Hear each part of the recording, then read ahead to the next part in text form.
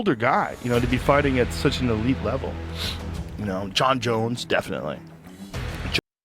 According to the UFC commentator, Jones's mentality simply wouldn't allow him to walk away without facing the biggest threat in the division. Rogan even highlighted Jones' remarkable ability to evolve at an age when most fighters are past their prime, saying, "The guy developed a spinning back kick at 36, didn't have a spinning back kick his whole career, then all of a sudden knocks out Stipe with a spinning back kick for the heavyweight title at 36, 37 years old. That's crazy. Jon's fight IQ is insane." The fight with Steve, he was practicing that kick at the day of the fight. Yes. And he said something like, "This is the kick. I'm going to knock him out with this kick." However, Rogan also pointed out a potential advantage for Jones that could prove, Rogan explained. If you've never been to, like, Jon has no questions, right? There's no question in Jon Jones's head. He's gone through 5-round wars like the Gustafsson fight, like a war with no training and wins. He knows he has what it takes. Round fight. That's great, but it's also not great because he doesn't have any deep water experience. You know, if you're fighting a guy like, imagine if he fought Stipe when Stipe was in his prime, or he fought Kane. You can't have 1-round fights and expect to beat Cain Velasquez in a 5-round war, because the chances are you're not going to catch him in the first round, and he's going to... This insight from someone who knows Jones well suggests that the champion's confidence in his ability to endure a 5-round battle could be a significant factor. While Rogan believes Jones will eventually take the fight, the champion's social media activity tells a different story. In yet another case of post and delete behavior, Jones recently shared a dismissive comment about Aspinall before quickly removing it from his Twitter account. The now deleted tweet read, "The guy who was known for calling out Jon Jones and didn't end up being great at all." This direct shot at Aspinall continues a pattern we've seen from Jones, who seems more interested in a potential bout with two-division champion Alex Pereira than unifying the heavyweight titles. The deleted tweet speaks volumes about the tension between these heavyweights, with Jones continually downplaying Aspinall's credentials despite the Brit's impressive run in the UFC. Jon Jones, you don't know where you stand. Dana said it's the biggest fight in UFC history now, so... Yeah, I've had enough talking about it, mate. I'm honestly bored of it. We'll see what happens. Yeah, we'll just see. I'm ready to fight whenever they tell me, so just let me know. I'll be there. Everyone thinks you're a bit of like a quintessential good guy. Could we see a heel turn at some point in the MMA world? We might do. Who knows? Who knows? Tom Aspinall isn't sitting idly by while Jones dismisses him. The interim champion recently posted a video on Instagram showing his lightning-fast combinations on a heavy bag with a pointed caption, "Blink and you're in danger." The duck emoji is a direct reference to Aspinall's ongoing accusation that Jones is ducking him, an accusation he famously illustrated at UFC London by bringing a rubber duck to the press conference. I see quite a few people here calling me a duck. I'm a duck. Call me a duck. Call me a chicken. Call me a goat. Call me a dog. I'm not in high school anymore, guys. Grown man out here chasing his dreams. It's funny that we really live in a world where being called a duck should affect me.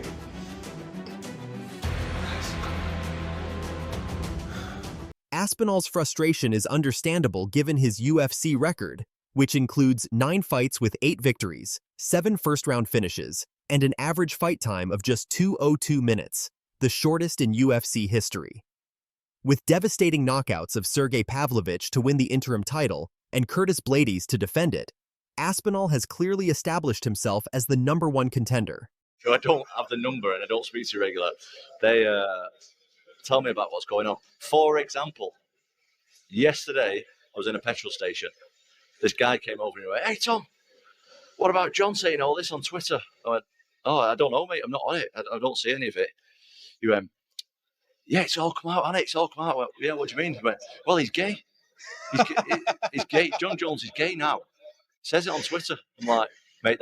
UFC CEO Dana White has attempted to calm anxious fans by assuring them that the fight is in the works. During a recent Instagram Live session, White simply stated, "It's coming, relax." But according to UFC Hall of Famer Michael Bisping, there might be complications with the timing. I think that, listen, Jon Jones definitely wants to fight. Just when and where is what we're working on now. I'm very confident on first that fight happens. Yeah. Summer. Yeah. Bisping recently suggested that with Islam Makhachev and Khamzat Chimaev reportedly set to headline International Fight Week, adding Jones versus Aspinall would create an unprecedented 3-title card. They have done that, and they've done that multiple times. But that would be 3 blockbuster fights that could headline pay-per-views in their own separate rights, Bisping explained. This scheduling challenge might explain why the fight hasn't been officially announced yet. Jones, nobody is like him. Nobody. He beats the monsters. You know, I would do all my training with Alex. I know how good it is. He has to be pound number 1. Reports indicate that Jones has requested a 6-month training camp to prepare for Aspinall, which would push the fight beyond International Fight Week in June. This request is hardly surprising given Aspinall's threat level. The British fighter has gone past the first round only once in his 9 UFC fights, stopping 8 of his opponents with finishes in the first round. He has secured Performance of the Night bonuses in all 3 of his last fights, knocking out Marcin Tybura, Sergey Pavlovich, and Curtis Blades, all in devastating fashion.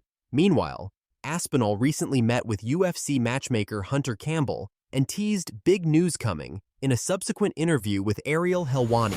I actually agree with a lot of what Jon says. When you put the resumes next to each other, his resume is far superior. Announcement, the tale of the tape between these heavyweight titans is compelling. Jon Jones boasts an incredible record of 28 wins, 1 loss by disqualification, and 1 no contest in 30 professional fights. He holds wins over 6 former UFC champions and successfully defended the light heavyweight title 11 times before moving up to heavyweight. Tom Aspinall stands at 15 wins and 3 losses in 18 professional fights, with an impressive 8-1 record in the UFC. His only UFC loss came against Curtis Blades due to a knee injury, a defeat he spectacularly avenged in his last outing. I think the #1 consensus greatest of all time is Jon Jones. Because Jon Jones just went up and easily won the heavyweight title with the first round submission. Easily. Just took the guy down, strangled him, quick. He's so fucking good. I mean, he's beaten so many people, and the way he beat him. He fought Lyoto Machida, and it's one of the most cold-blooded finishes in the history of the sport. He grabs him at the cage, presses him against the cage, and gets him in this perfect power guillotine, puts him to sleep, and then drops him and walks away. The Jones-Aspinall saga continues to be one of the most compelling storylines in the UFC today. Will Jon Jones's conqueror mentality eventually lead him to face his most dangerous challenger? Or will he continue to look elsewhere, potentially tarnishing his legacy in the eyes of many fans? Would Jones's championship experience prove decisive in a 5-round war? Or would Aspinall add another first-round finish to his impressive resume? Whatever happens, this heavyweight collision, if it materializes, could redefine the division for years to come. Jon Jones is a bad guy who's trying to be a good guy. There's human beings that have a different temperament and different minds and different mentality and a ruthless competitive drive that's almost terrifying to the ordinary person. That guy, if we were living 1,000 years ago, he would be on a horse with the biggest battle axe, hacking heads off, and everybody would be running. Those people have always existed. Right. These dominators have always existed. Yeah. But Jon is like a genuinely sensitive, intelligent guy who's trying to do the right thing. Right. But he's a fucking conqueror. Right. He's a fucking conqueror. What's your take on this potential matchup? Do you think Jones is truly avoiding Aspinall, or is he simply being strategic about the biggest fight of his heavyweight career? Let us know in the comments below, and don't forget to subscribe for all the latest UFC breaking news.